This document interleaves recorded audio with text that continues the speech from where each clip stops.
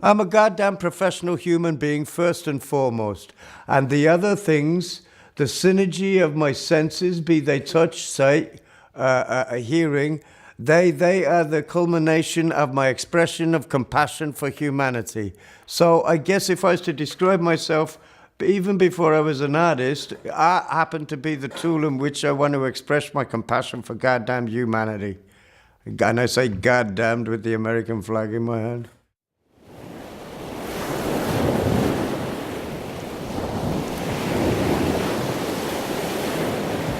My name is Herbert Kearney. We're here in the studio of the artist known as Herbert Kearney. I don't know about a studio. It's more like a laboratory of the alchemy of existence in here at the moment.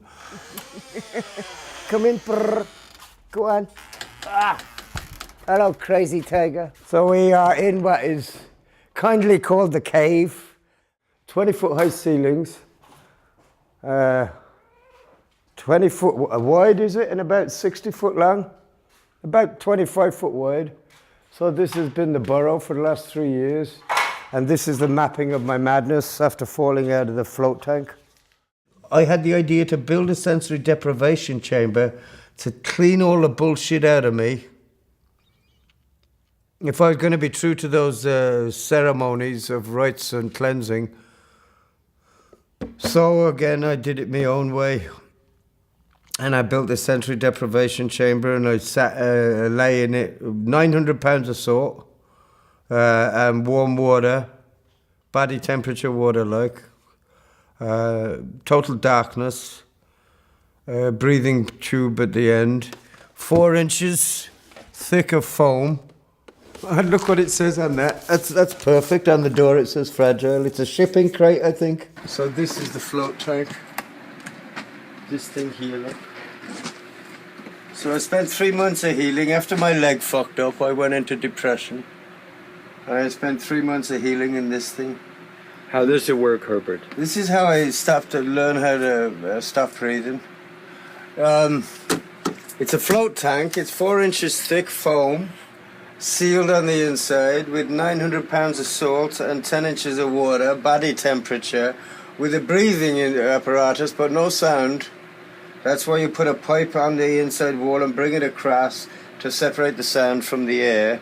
And you make it totally sealed in.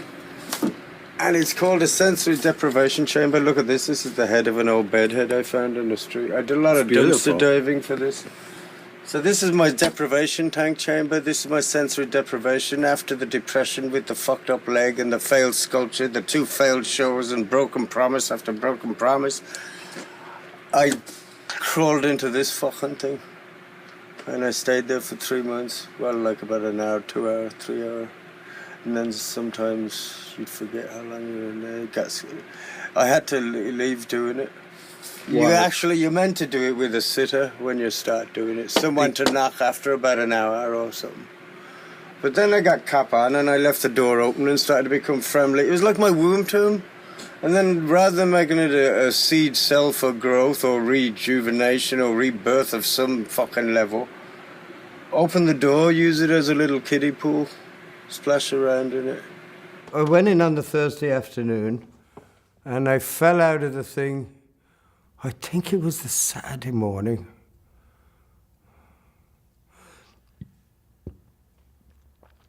It's about 30, 40 hours in there.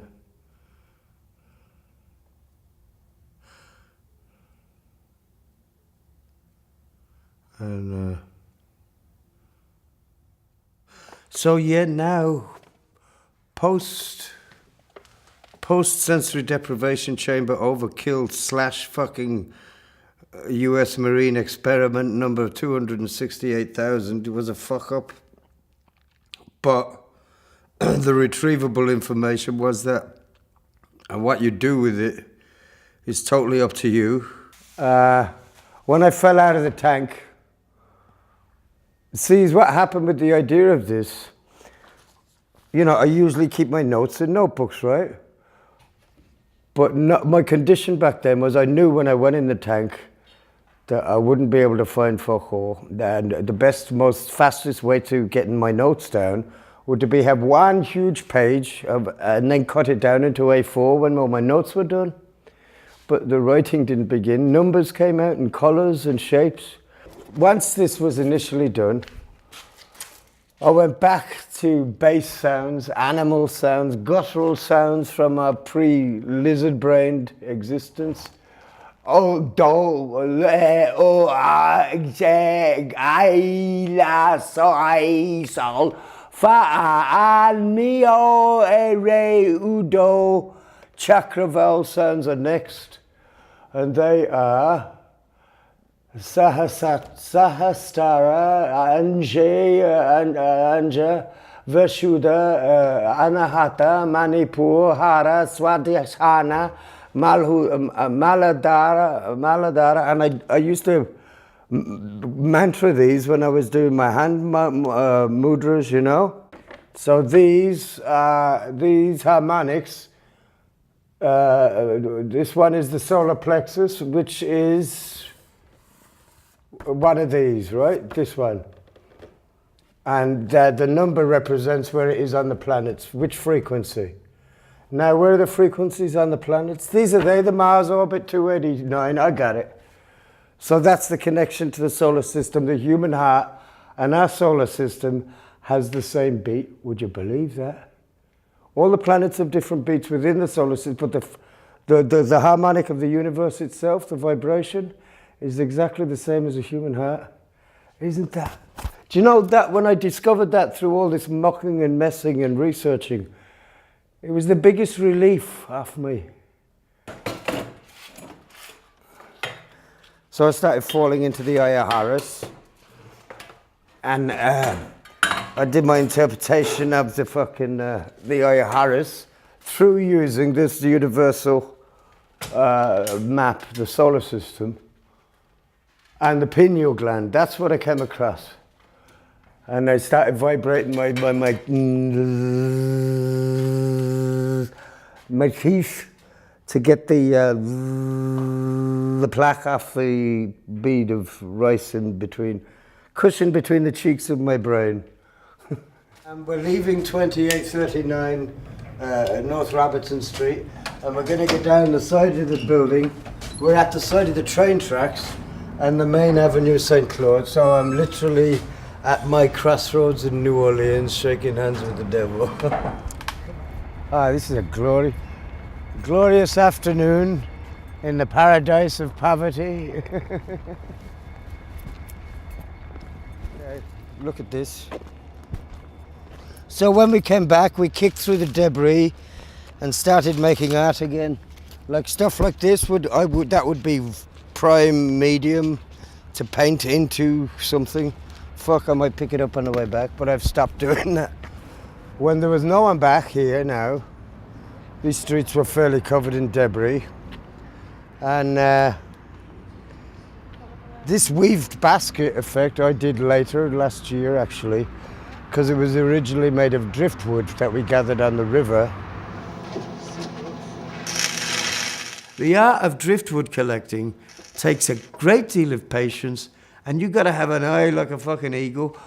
Fair play, and that's what we all discovered collecting driftwood. The art of collecting the right piece, like collecting the ribs, for instance. Okay, today we're going to only concentrate on ribs, because if you're trying to look for the old skeleton, unless you see an exceptional piece that is obviously what it is, a fucking tail, then that's it, done. But one day we go out and collect ribs, so we just look for bowed branches, and that's how we built it. Okay, we just try it out. Just raise them up. Lads. But then I realised the floor in the fucking the wings was, Jesus, it is very windy on that open highway. Should they blow off? So that was a fucking dilemma. How do I keep the wings and get rid of the wings at the How do I keep the wings and lose the wings at the same time? I need them aesthetically. On so many levels we need the wings, right? Of the phoenix. So then I talked to a fucking sailor. That's what I did. And our fucking salt was passing the piece. So that's why those boats fall over a lot, the sail ships. He says, no, we put wind pockets in them. I said, wind pockets? What the fuck? And they're kind of like little open gloves where the wind hits the sail and pushes outwards. And that gave me the idea, and I said, fuck, wind pockets. So then phoenix, so then I thought of, okay, where does a phoenix come from? With the ashes of its own fire. So, hey, let's cut out some flames on the wings. Bada boom, chainsaw, let's rock, baby. And it was beautiful, it worked. So, you know, as kids, they'd always be telling us the old stories, the sagas, and that was a beautiful thing, kind of. We didn't have television out in the country back in the 70s. That was a great advantage. It was fun. Of course, the two greatest warriors in Ireland, every 7-year-old kid doesn't know about them. It's like Superman in America, right? When Cuchulainn slew Ferdia, and that's a big wooden piece in Ireland. It's 16 foot surround by 8 foot tall. How many years? Was it 8 years of every summer for 3 months? Chip, chip, chip, chip, chip, chip, chip, chip, chip. The tree was struck by lightning. And when I took the bark off it, all the branches were growing through itself. It wasn't growing outwards. All the branches had. So I cut all the branches out, and then it became the twin trunk that it grew up into be. And it was like the one log was killing the other. It's my longtime friend and director of the Barristers Gallery, Andy Antipas. God bless you, you old rogue. And he's been a great supporter down through the years while being in New Orleans and her traumas and blessings. And this is the Barristers Gallery. Andy is the director of, and I have an exhibition here called We the Water. So if you'd like to follow us in tonight. So every afternoon at dusk, I'd go down to the water since the oil spill in the Gulf here, which is still leaking, by the way. And I have this little bottle of water, and I do this mantra, a ritual that I do down at the river every day. And it's we the water we, heal ourselves, and save the sea. This was made out of the destruction of the old studio. These are hospital gauze. There were no stores open, another storm. And this is driftwood from the river, and this is deer gut sinew that I strapped the canvas onto the wood to make a high relief mixed media. So these are hospital gauze, and this is the map hairs from my old map. And it's Kuan Yin, and this here is a piece of bronze that's spattered from a sculpture called the aquacorn, my animal familiar. And it's the last drop of mercy. And when I was mounting this, the clay face, I put it on and it slid off and cracked into 3 pieces. So I glued it back on, and a drop of glue came out of the corner of her eye and rolled all the way down the piece. I always like to come from a tradesman's point of view when I'm thinking high art. That's my little inside trick. I like to get into the blood and guts of what constitutes the divine act of creation as opposed to what's a great painting. The blood and guts of it were actually, I went fishing.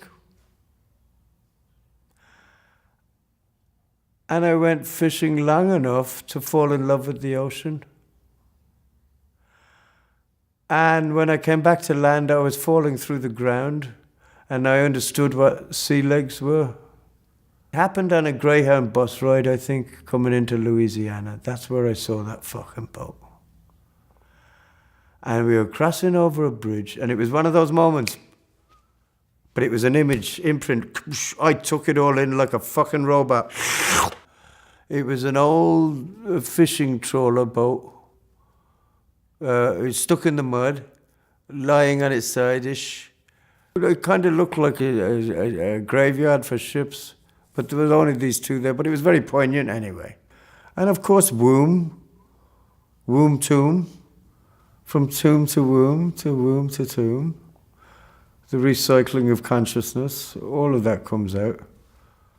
And yeah, while I was building it, I even put a little bottle of gin in there for the captain, just for, Got to keep the sense of humor, you know.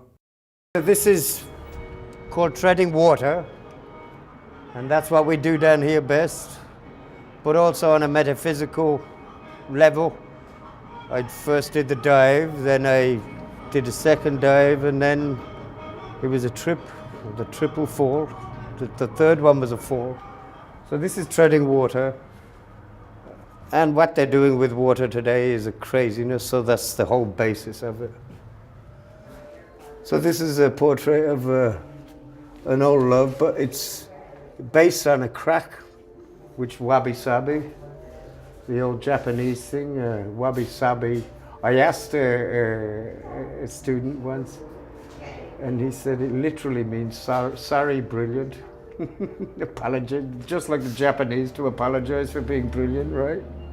How etiquette. So anyway, wabi-sabi, it's a form where they break bowls and they repair them with gold filling. And nothing is perfect but God, right? And so again, this is all based on the golden crack, the green scarf. That's the whole piece of that, healing. And this piece. How did she break? This? Yeah. What can I say? I'm glad it was the piece that I punched.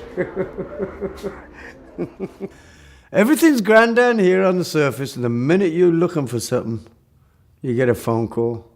I know a place where there's lots of dead animals. And I say, oh, this is why I love the South. No legislation, no bureaucracy. We're going straight to the corpse. So there is a truth in the deep swamp thing, stories. And it was a strange trip. We drove 50 miles to the Mississippi border. And it was, I don't know, it was a chalet or one of those mobile homes. And this girl comes out and she's kind of semi-retarded. I think she had a claw arm or something. It was very, you know, sad. And lonely. It felt lonely, you know. Forgotten people. And but God, then her mother followed her out. She was a tough old lady. That made it even better. But she had a stroke, I think. And she was all fucked up, but she was tough as a boot. I said, yeah, I'm just looking for a few ribs. And the old lady, the young one brings out a skull and a rib and a thigh bone. I said, well, thanks. That's not, I'm trying to build this shape. The old lady said, come with me. And she brings me out into the backfield, and this is how she supplemented her income, was she'd rent these 3 acres to the government for planting forestry. But also people that couldn't afford the vet fee of 600, I guess it doesn't matter now, she's probably dead at this stage. The vet fees are $600, they just bring the horses to her to let them graze to death. And they were lying all over the place, and God love her, she didn't have the money to have them removed, or... So it was a marriage made in hell for the pair of us. So I took the few ribs and then I said, fuck it. Look at all these bones. Any sculptor worth his salt sees a collection of anything and you got a sculpture, right? Fucking, I think I bit off more than I could chew because I brought it back here and it's been the bane of my life ever since. So I thought, what comes after the apocalypse? All this crazy apocalypse mentality comes back and kicks through the rubble, the 5th horseman of the apocalypse. Right? So the 5th horseman of the apocalypse comes back, and the heading on this piece behind me, the bone chair, in which you sit, and you're underneath that is you have been measured, you have been weighed, and you have been found wanting. And then you pull the pelvis down over your head and you sit on the bony chair and you wear these huge chains. I have one around there somewhere. It's very fucking Catholic, very guilt-ridden piece of work. But you actually feel the chair cutting up. You put as much weight, you put a big bone on your head, you wear, and you fucking crucify yourself, And it's the fifth horseman.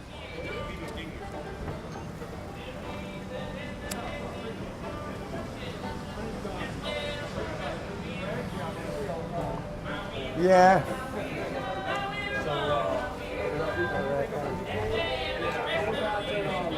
Bobby Dylan's America is no more. 15 or so, I'll be out. As you can get in.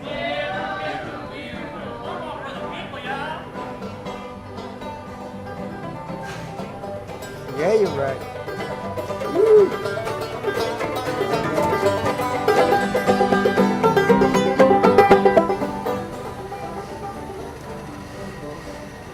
So here we are at the famous or infamous Jackson Square, New Orleans. In the back, I used to know the curator and he brought me in. It was beautiful. In the back is the Christ figure that is world famous on postcards. The illumination of Christ reflected on the back of Jackson Square. So I did a painting of that famous or infamous torture scene of the Abu Ghraib electrocutions with the bag on the head as a silhouette to replace the Christ figure, and it's in the gallery show now, and it's called the Christ of Abu Ghraib. I did a bigger version of it back in the day, and now I did a smaller version of it because it's such an intense, powerful composition and intellectual property. That's the power of my work. Not a great technician, but my intellectual property is impeccable. We rock.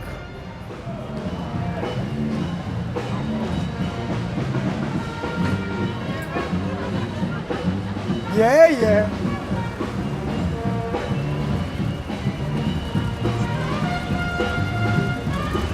Ooh.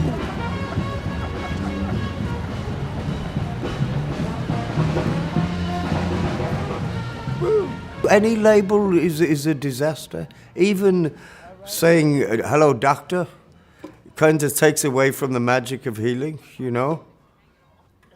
That's kind of weird. You give someone a title and they're expected to live up to that title until it becomes entitlement, and then strange things start to happen. Art isn't about creating anymore, it's about making art. You know what I'm saying? You see the fine difference? A lot of artists make art, creators use art as a medium of expression. Like milkmen deliver milk at fucking 4 o'clock in the morning is an expression to the community. That's art is a trade, man. It's all sweat and guts and blood, and if it ain't, you ain't doing it right. Sorry, I'm old school, motherfucker. Sorry.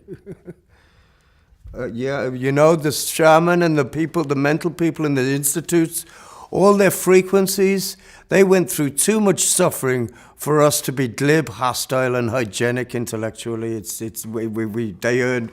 They deserve more than being thrown out of the shelf, out of a technologically advancing world. Technology is meant to enhance our humanity, not roboticize. There will be two schools. There will be a school of AI, artificial intelligence, and the humans will be left to be human. As much as we can, we got to stay human. And when we lose compassion because we're too many hours on the buttons and everything is just an image on a screen. Wow, look at that fella getting shot. Oh, look at that dog getting mutilated. Wow, everything becomes an image on a screen, and the compassion slowly gets digitized out through your eyes. So I'm saying that's why the frontal lobes and the penury, it's a two-way street. It's not just a projection of what you're seeing like on the screen. The penury gland and the emotions of the frontal lobes interact. That's the difference between all of this and the synergy of the senses in the name of consciousness, wonderment, and beauty of the universe. Ba-dum-bum.